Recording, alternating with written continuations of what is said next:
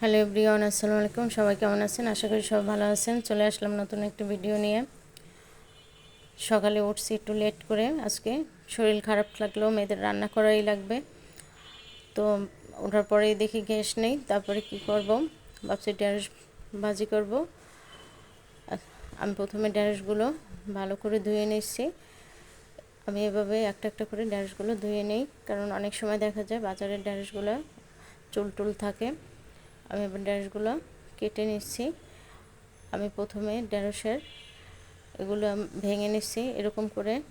ঢেঁড়সের গোড়াটা ভেঙে নিলে বোঝা যায় এটা কচি না শক্ত। আপনারা দেখবেন যেটা শক্ত হয় ঢেঁড়স, ওটা সহজে ভাঙে না।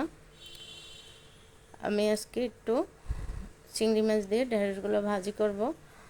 আমি একটু বড় বড় করে ঢেঁড়সগুলো কেটে নিচ্ছি। তো একটু মাঝখান দিয়ে কেচে দিয়েছি।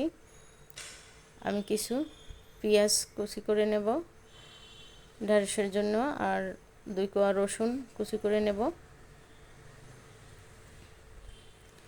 যত তাড়াতাড়ি পারা যায় রান্নাবান্নার কাজ তত তাড়াতাড়ি ভালো।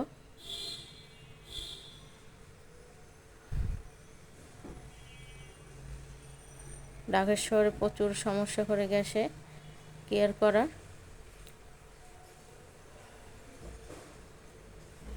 এই চিংড়ি মাছগুলো নদীর চিংড়ি, এগুলোকে হরিণা চিংড়ি বলে। আমি এগুলোকে সুন্দর করে কেটে নিচ্ছি।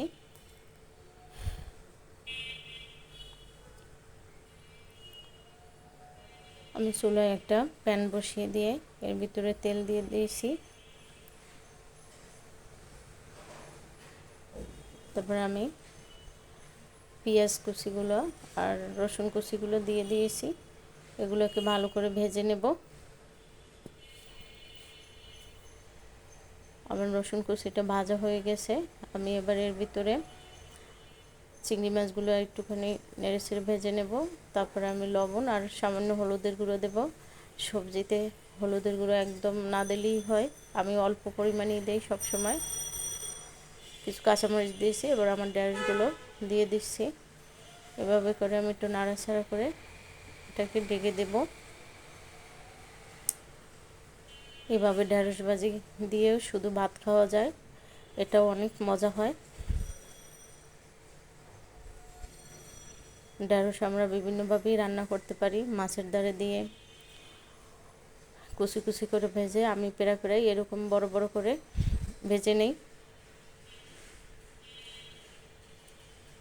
ঢেঁড়সটা প্রায় সেদ্ধ হয়ে গেছে। আমি আর একটু ঢাকনা দিয়ে এটাকে একটু ভাজা ভাজা করে নেব। আমার ঢেঁড়সটা দেখেন এরকম ভাজা ভাজা হয়ে গেছে। সবাই ভালো থাকবেন, দেখাবো অন্য একটি ভিডিও। আল্লাহ হাফেজ।